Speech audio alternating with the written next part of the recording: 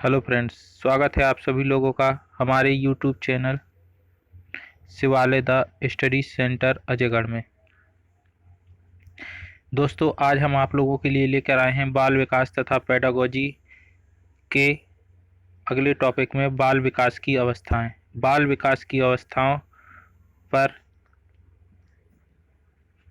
यदि बात की जाए तो इसकी प्रमुख अवस्थाएं निम्न है। नंबर 1 है, पहली अवस्था है गर्भावस्था। यह गर्भधारण से बच्चे के जन्म तक की अवस्था होती है, जिसका टाइम पीरियड 9 माह 10 दिन माना जाता है।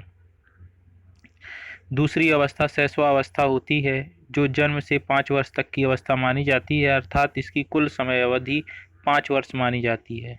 तीसरी अवस्था बाल अवस्था को माना जाता है।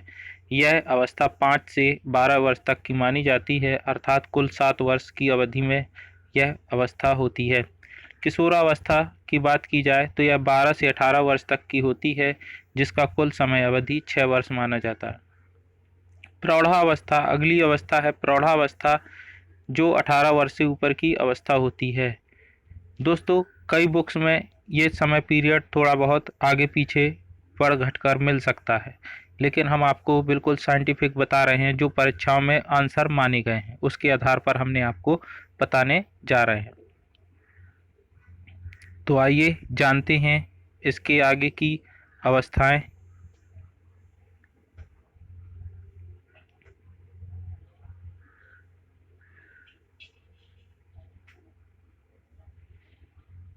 तो बात करते हैं, पहली अवस्था है गर्भावस्था। गर्भावस्था पेरेंटल स्टेज। गर्भावस्था की बात की जाए तो निषेचन की क्रिया के 6 सप्ताह पश्चात जो निषेचित जाइगोट होता है वह गर्भाशय में पहुंचता है, अर्थात यह 6 सप्ताह तक फैलोपियन ट्यूब में ही रहता है। गर्भाशय में पहुंचने के पश्चात भ्रूण पूर्ण रूप से विकसित होता है और गर्भाशय के दौरान गर्भ में पल रहे शिशु तथा माता के बीच आवश्यक भोज्य पदार्थ तथा उत्सर्जी पदार्थों को ग्रहण तथा निष्कासन करने के लिए विभिन्न प्रकार की संरचनाएं पाई जाती हैं। ये संरचनाएं शिशु के प्रारंभिक परिवर्धन में महत्वपूर्ण भूमिका निभाती हैं। पहली संरचना है कोरियन। यह गर्भ में पल रहे शिशु तथा मां के श्वसन में सहायक होता है, और मुख्य रूप से देखा जाए तो यह शिशु के श्वसन में सहायक होता है। एलनटायस। यह पल रहे शिशु को शुष्कन से बचाती है।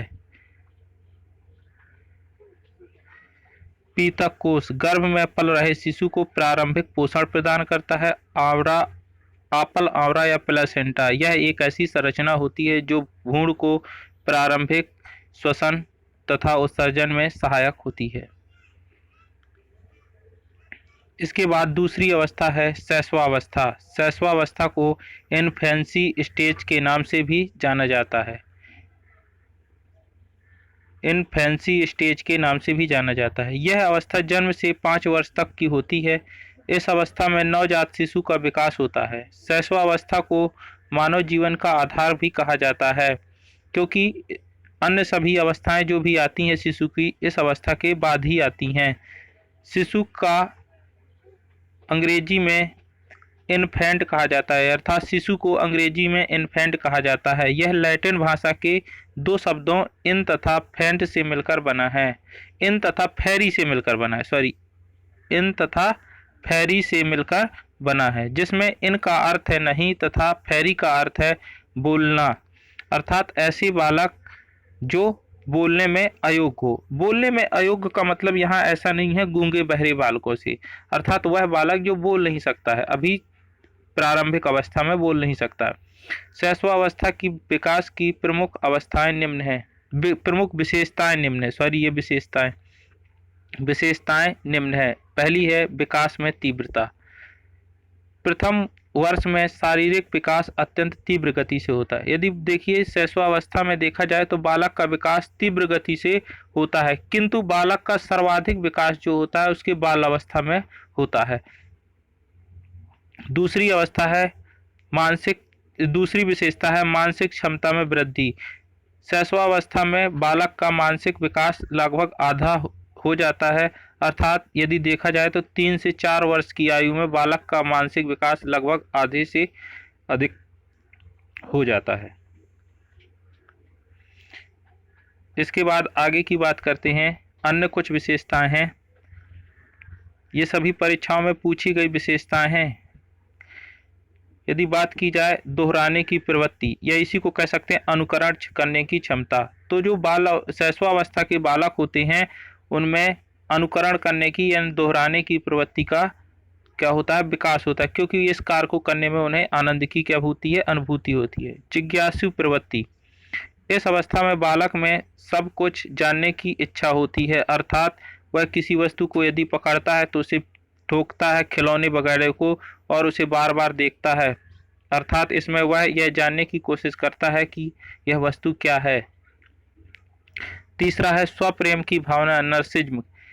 इस समय बालक अत्यधिक स्नेह चाहता है तथा इस अवस्था में वह स्वयं पर मोहित रहता है। इस स्वयं पर मोहित होने की भावना को नर्सिज्म कहते हैं। जैसे दर्पण वगैरह देखने पर बालक उसमें अपना चेहरा देखता रहता है, अर्थात वह अपने आप पर मोहित होता रहता है। इस नर्सिज्म शब्द का सर्वप्रथम प्रयोग फ्रायड ने किया था, जिसे स्वयं पर मोहित होना कहते हैं। नंबर अगला है काम प्रवृत्ति की तीव्र भावना। इस उम्र के बालकों में काम प्रवृत्ति की तीव्र भावना पाई जाती है, यह फ्रायड ने कहा है, किंतु वयस्कों के समान यह काम प्रवृत्ति नहीं होती है। काम प्रवृत्ति से प्रेरित होकर ही इस उम्र के शिशु स्तनपान, अंगूठा चूसना तथा लड़कों में मां के प्रति अधिक स्नेह तथा लड़कियों में पिता के प्रति अधिक लगाव होता है, ऐसा फ्रायड महोदय ने कहा है।